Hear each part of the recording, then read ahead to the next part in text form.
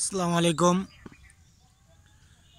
শফিক্স ওয়ার্ল্ডের পক্ষ থেকে সোমেশ্বরী নদীর তীর থেকে আপনাদেরকে শুভ সকাল জানাচ্ছি আর স্বাগতম জানাচ্ছি আমার শফিক্স ওয়ার্ল্ড ভিডিওতে।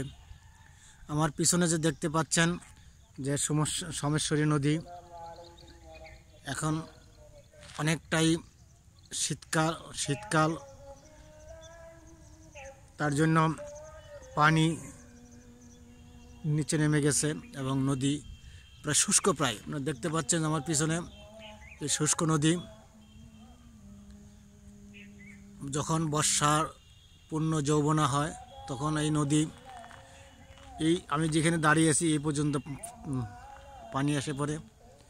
যারা ভ্রমণ পিপাসু আছেন এবং যারা বর্ষাকালকে ভালোবাসেন, তারা যদি বর্ষা মৌসুমে আসেন তাহলে এই সোমেশ্বরী নদীর যেই আরেক রূপ দেখতে পাবেন। এখন এই নদীর এক রূপ এবং পরবর্তীতে এই নদীর আরেক রূপ ধারণ করে, তখন পানি কানায় কানায় পূর্ণ হয়ে যায় এবং নিশ্চয়ই দেখতে এখনকার চেয়ে অনেক সৌন্দর্য লাগবে।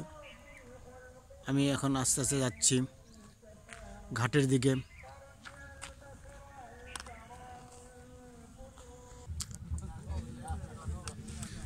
এখানে দেখতে পাচ্ছেন যে একটা ঘাট, এই ঘাটে এই উটুর সারি, উটু তারা বাস স্ট্যান্ড থেকে বিরিশারি যে বাস স্ট্যান্ড, এই বাস স্ট্যান্ড থেকে এখানে উটুতে আপনি আসতে পারেন। উটু ভাড়া জনপ্রতি মাত্র 20 টাকা করে, মোটামুটি 1-1.5 কিলোমিটার দূর। ইচ্ছা করলে আপনারা যে হেঁটেও আসতে পারেন, আবার ইচ্ছা করলে এই উটু দিয়েও আসতে পারেন।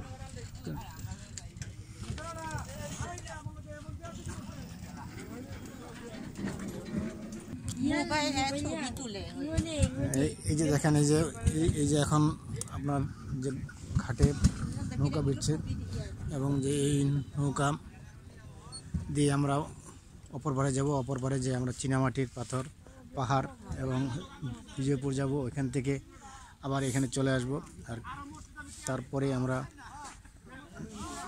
নেত্রকোনার উদ্দেশ্যে রওনা হব এবং নেত্রকোনা থেকে পরে আমরা এই যে একে একে নৌকার যাত্রীগণ নামছেন। আমরা কিছুক্ষণের মধ্যে আবার এই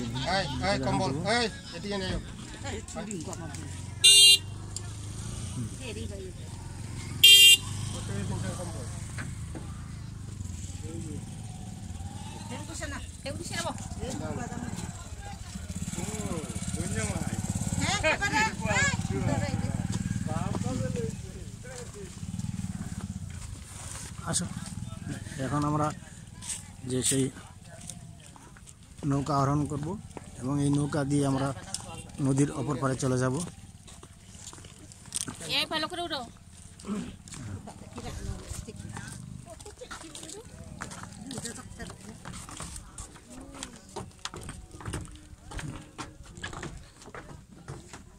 এই সেই সোমেশ্বরী নদী। অনেক দিনের স্বপ্ন ছিল যে সোমেশ্বরী নদীতে আসার এবং দেখার। আপনাদেরকে কতটুকু দেখাতে পারবো বা কতটুকু আপনার সন্তুষ্ট হবেন জানি না, কিন্তু আমাদের যে একটা তৃপ্তি ছিল এবং মনে একটা আশা ছিল যে অনেক দিন আমরা এই বিরিশারিতে আসবো, সোমেশ্বরী নদী দেখব, তারপর আমরা ওই পারে যাব, বিজয়পুর যাব, বিজয়পুর থেকে আবার আমরা এখানে আসব।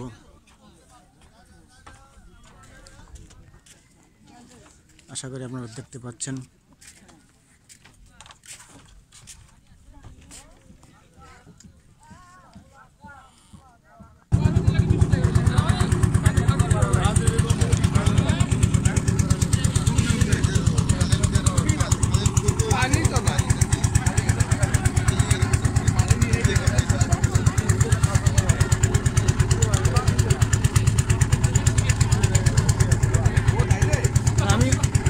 শৌখিন, আমি কোনো ব্লগার না, আমি যেখানে যে আমারগুলো আমি ভিডিও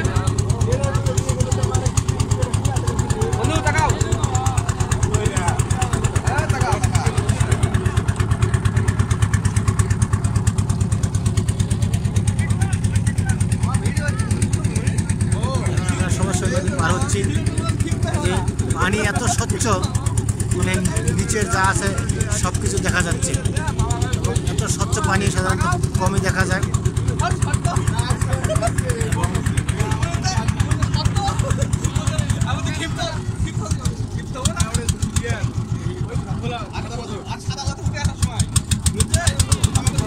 স্বচ্ছ পানি নদী আসলে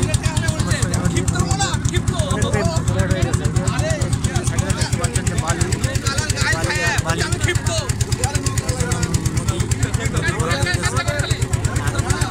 দেখতে পাচ্ছেন যে আমার পিছনে সেখানে একটা বাঁশের সাঁকু আছে, সেখানটা গাড়ি সব কিছু এপার ওপর করতেছে।